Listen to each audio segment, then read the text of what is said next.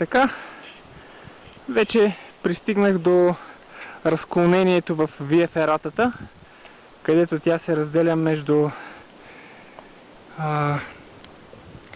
лесен ляв вариант и малко по-труден или много по-труден десен вариант.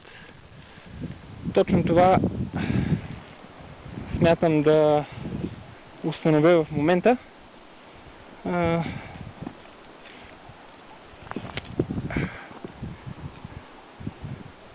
Ето го и самото разклонение.